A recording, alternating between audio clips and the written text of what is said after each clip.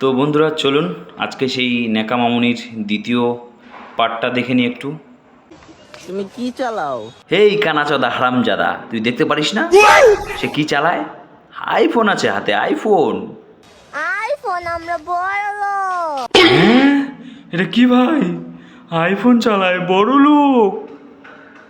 এই আমি তো দেখি তুমি এক নম্বরে ছোট লোক। তুমি বড় লোক? আইফোন কোথায় আসছো? আমি আসছি দামাই। এই কি বলে কোথায় আসছে? কোথায় আসছো?